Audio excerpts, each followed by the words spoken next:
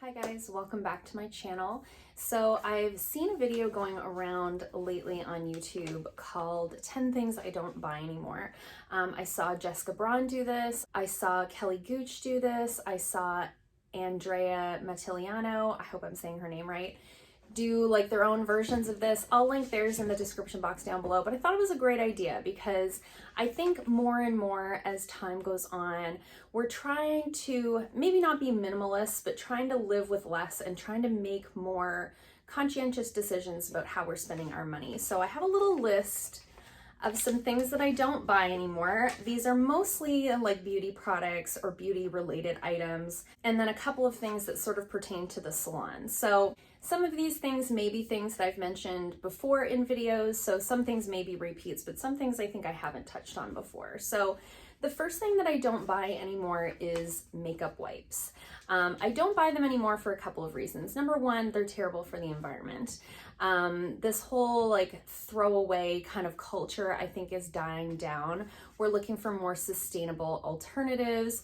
And the other reason is makeup wipes always bothered my eyes. And I never felt like they did a very good job taking my eye makeup off anyways. So once I discovered like micellar waters, that really kind of changed the game for me. I was like, why would I buy disposable makeup wipes when I can buy a bottle of micellar water that lasts forever for $10?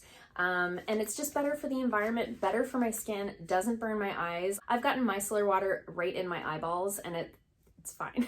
It's not good, but it's fine. It's not like when you get eye makeup remover in your eye and it really burns. So that really changed the game for me. I don't buy makeup wipes at all. Occasionally I get them in like a BoxyCharm or something like that, and I'll save them for travel, but I don't specifically run out and buy them. And on that same vein, the second thing that I don't buy anymore is cotton rounds. So like disposable cotton rounds, disposable like gauze squares, any of those things that I used to use with like a micellar water or with a makeup remover, I don't buy any of those anymore. I use reusable rounds that I bought on Amazon. I'll put a picture here on the screen of what they look like. I bought the black ones so that I don't have to worry about my makeup staining them or anything like that. I use them to apply toner. I use them to remove my eye makeup. I use them to cleanse my skin in the morning with my micellar water rather than doing like a full cleanse in the morning, and they're great. I bought like a pack of, I think I bought the biggest pack I could find. I think it was a pack of 16. They've been wonderful. So that again was another sort of game changer, getting me away from those disposable items like makeup wipes, things like that. The next thing I don't buy anymore is backups of makeup and skincare. And I did touch on this in a video, I think early this year. I can't even remember what it was called.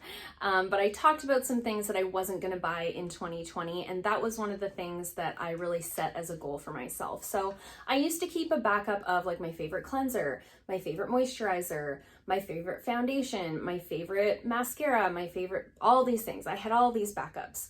I did a whole video on like my backup closet that I have in my house.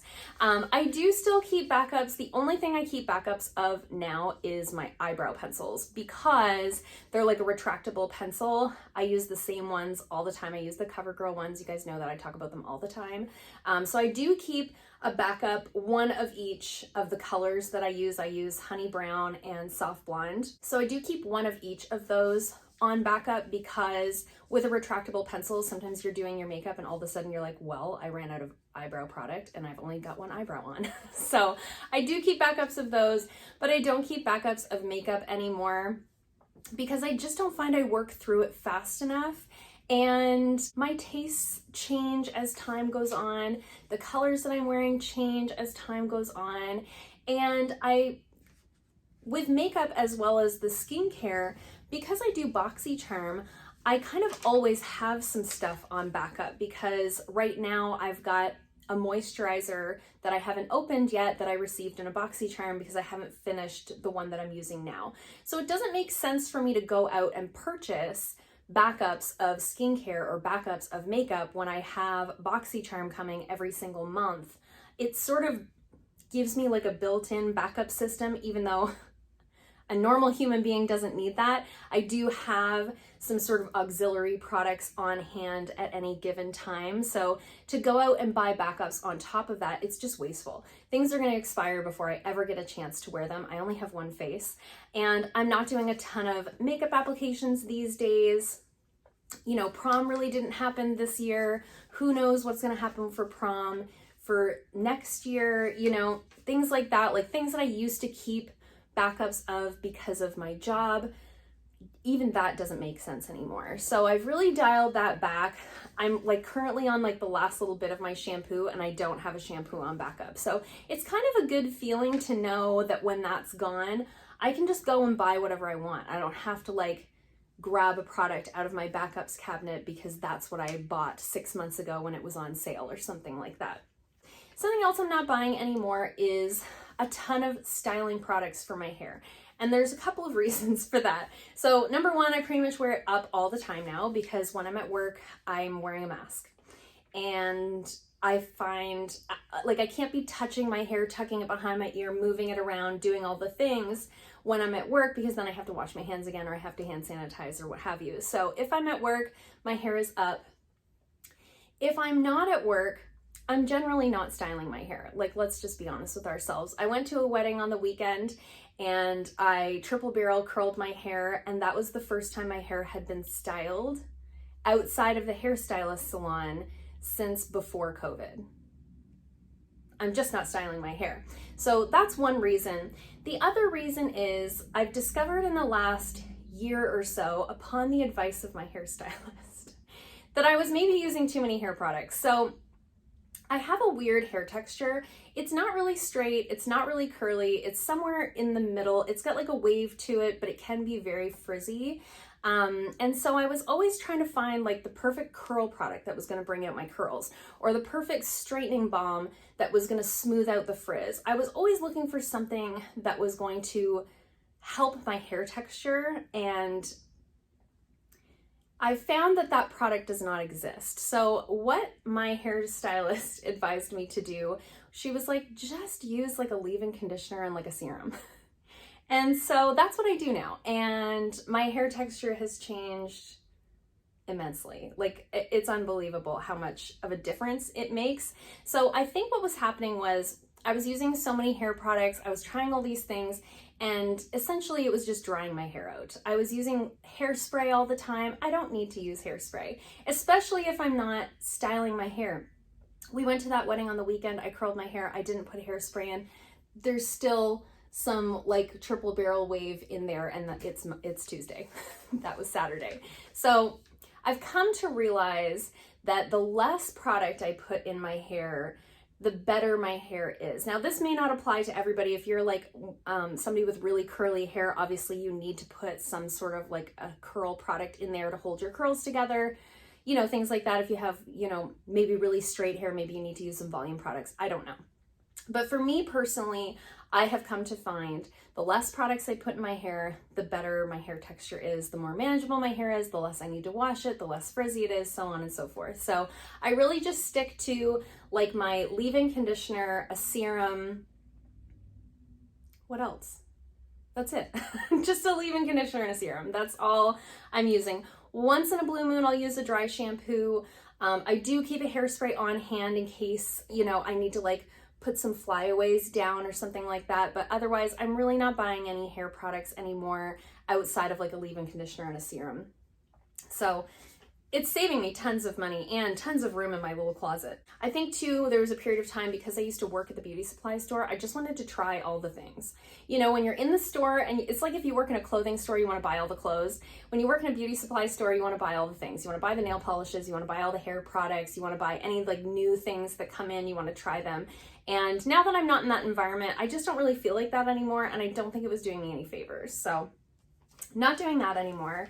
Something else I'm not buying anymore is high-end mascaras and brow products. So I have found that those two specific categories, I think the drugstore does it as well or better than high-end. Let me know in the comments below if you'd like to see a video on like which products are worth a splurge and which aren't. I think brow and mascara products are not worth the splurge. I think that the drugstore does them just as well.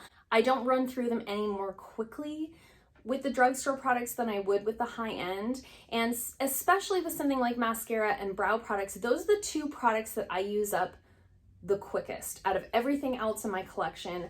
I replace my mascara every 2 to 3 months. Basically when it starts to seem dried out or my eyes start getting irritated, I switch it out for a fresh mascara. My brow products usually last me a couple of months at the most. So those two items, if I'm buying them, let's say every 2 months, if I'm spending $30 on a mascara and $30 on a brow product, then I'm spending $60 every 2 months on like brows and mascara. And that seems crazy. That seems crazy to me. So I would rather spend that money on like an eyeshadow palette or like a really beautiful lipstick or something like that than a mascara or a brow product that I'm gonna run through super quick. A couple of sort of like non-beauty related things that I don't buy anymore. Number one is air fresheners. You know, like the Glade plug-in things or like the aerosol sprays. I used to buy a ton of that stuff just because I like my space to smell nice. Who doesn't? I kind of came to realize that why am I filling the air in my space with chemicals? I don't know. So I don't do that anymore. I use strictly essential oils for like fragrance, like room fragrance. I have diffusers. I have 2 diffusers at home. I have one here. I'd like to get one more for my office, maybe to put right here on this little table. I'd like to get one more, but I really like the essential oils for fragrance. I think it's healthier. I think they smell nicer, and you just turn them on and turn them off. They don't smell all the time. It's not overpowering. You don't walk in a room and go, ugh, clean linen overload, you know? Even in the car, my husband used to buy a lot of those little like hanging air fresheners. I've kind of gotten him off of those. Our car is clean. It doesn't need an air freshener in it. So those are things that I just feel like, is this okay to be taking these things into our body, like breathing it in? I don't think. So I don't buy any of that anymore. This is also like a non-beauty related thing, but like going out, clothes and shoes. I'm not buying those anymore. I am a 33-year-old married lady and I'm not going like out on the town. And if I am, it's not very often. So I could probably just have like 2 tops for going out. I can remember like going shopping with my girlfriends and buying like little dresses or little tops or really high heels. I'm not buying any of that stuff anymore. Most of the shoes that I'm wearing these days are either flat or wedges or like a very sensible heel because I just want to be comfortable. And I think that when you're comfortable, you look more confident, and confidence is attractive. So I'm not buying anything like that anymore. I'm not buying these like fancy going out tops anymore. I see them, I appreciate them, I think they're beautiful. Or like little cocktail dresses. I have so many dresses to go to like weddings and events and things like that that happen maybe twice a year that I don't ever need to buy something new, honestly, honest to God. So not buying things like that anymore. Now when I buy clothes, I try to buy things that I can wear to work or I can wear to sort of lounge.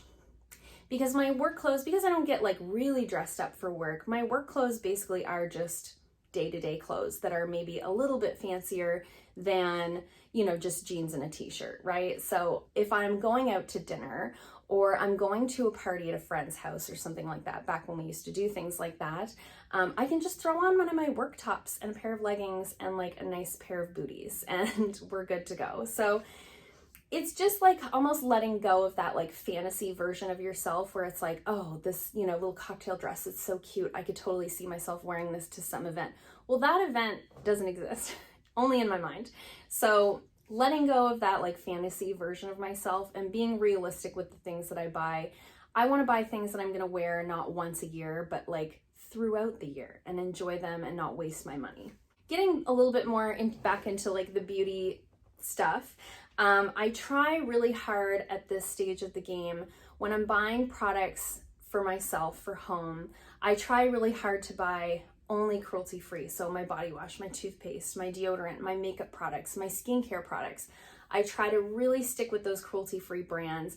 I do a lot of research before I buy anything new because it's important to me And because of the nature of my work, because I'm an esthetician, nail technician, a lot of what I have to buy for work is not cruelty-free.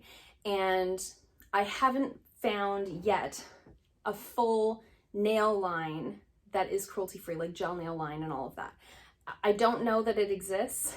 And if it does exist, I don't know that it's available to me here in Atlantic, Canada. So because I'm limited in my choices of what I buy for the salon now, when I buy retail for the salon, I buy hemp lotion, I buy things that are cruelty-free, that I know are cruelty-free. Same with the skincare lines that I carry within the salon. But when it comes to nail stuff, it's a lot more difficult. So because of that, I try to really focus on buying the cruelty-free items for my own personal use. That also applies to the first couple of things that I talked about at the beginning of the video, the makeup wipes, the cotton rounds. I have to use a lot of disposable items at work. It's the law. I can't use reusable cotton rounds on people.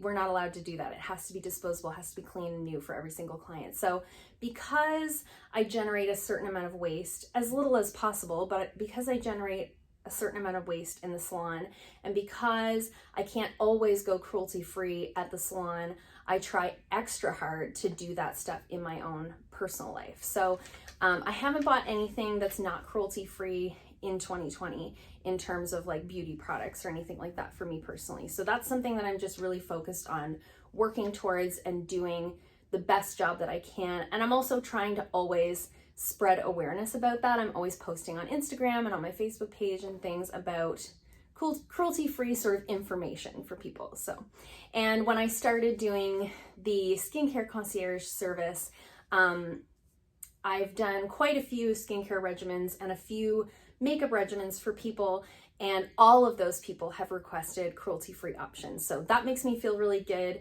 and I feel like I'm helping other people to make those like better choices. I have a couple more things that are sort of salon related. So I don't buy limited edition gel colors or polishes anymore. So every year, like at Christmas time, for example, the polish lines, they'll come out with like holiday collections. And I used to go out and I'd be like right there, first one, when the doors opened, the day those orders came in, and I would buy those limited edition colors because they're always so sparkly and beautiful and fun and fancy and different. But what the problem with that is, once you use them up, they're gone forever. And I find clients are creatures of habit. They get a color that they like and they want it again and again. And when you're like, oh, well, that was limited edition, you can't have that anymore, they're really disappointed. So if I can find something similar in a permanent color, I usually just go with that. Sometimes I'll buy like a holiday color and it's like a really fancy gold or like a glitter coat that kind of goes over everything. Something like that you know people are mostly going to use over the holidays and then kind of be done with it anyway.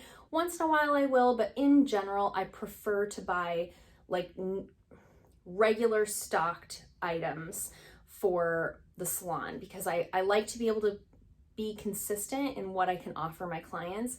They do have favorites from year to year. I have clients in the summer that are like, remember that coral I really liked from last summer? I want that today. Like I find that's the way that people are. So I like to be able to be consistent in that way for my clients. And the other thing that I don't do anymore, kind of pertaining to that last one, is buy entire collections. I have quite a few videos like swatching full collections of gel polishes, and I just don't buy those anymore. Number one, you guys have seen my gel polish collection. It's ginormous. It's huge. I have so many colors. I definitely have hundreds of options there in the salon. If a line comes out with a collection of say 6, sometimes there's 12 colors in a collection. If they come out with a collection of 6 colors, let's say, what are the chances that I have something pretty darn close to most of those colors? Chances are pretty high. So what I've found as my collection has gotten larger and larger is when I've bought entire collections like that, number one, I run out of place to put them. And number two, they're so similar to colors I already have, it feels like a waste of money. So now when a new collection comes out, for example, the fall collections have just come out now in August for the fall.